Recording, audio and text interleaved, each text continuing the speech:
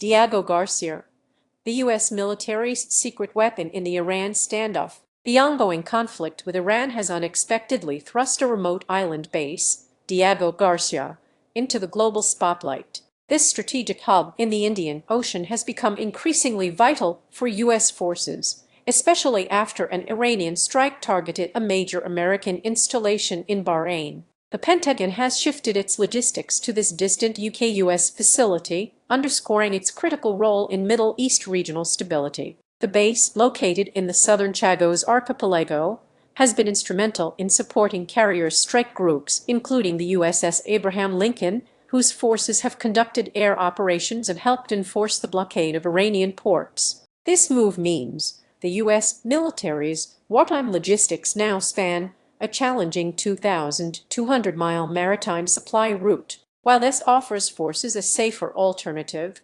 avoiding coastal facilities vulnerable to Iranian attacks, it also requires longer shuttle runs and slower replenishment. As international lawyer James Tumbridge, Attorney General for the Chagossian government-in-exile, explains, this is an inconvenience, but it clearly shows the base's importance. He emphasizes that the base is integral to regional security for the U.K., U.S., and our allies. This increased reliance on Diego Garcia reignites a complex sovereignty debate. Mauritius has long claimed ownership of the Chagos Archipelago, a position backed by a 2019 International Court of Justice opinion. A treaty was planned to recognize Mauritian sovereignty while allowing the U.K.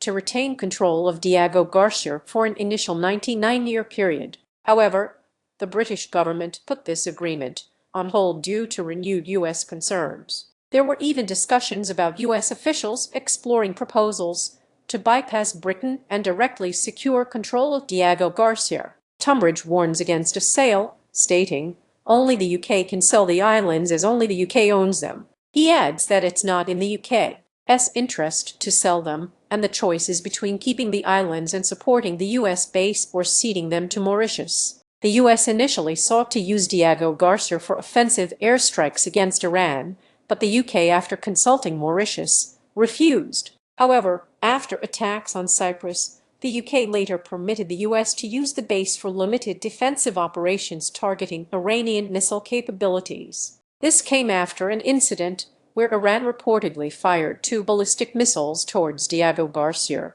One missile failed, and a U.S. warship fired an interceptor at the other. British officials later confirmed one missile fell short and the other was intercepted. Tumbridge downplays the threat, noting that earlier attempts showed a lack of range and targeting ability. He believes it's unlikely Iran would seriously target the sparsely populated outer islands. Amidst these geopolitical maneuvers, the USS Abraham Lincoln has been on a continuous deployment in the region for an extended period, leading to concerns among families. Former President Trump recently announced that a new aircraft carrier was heading to the Middle East to replace it, emphasizing the ongoing commitment. Admiral Brad Cooper, commander of U.S. Central Command, has also met with service members aboard the carrier, signaling the importance of continued U.S. presence and readiness in the region.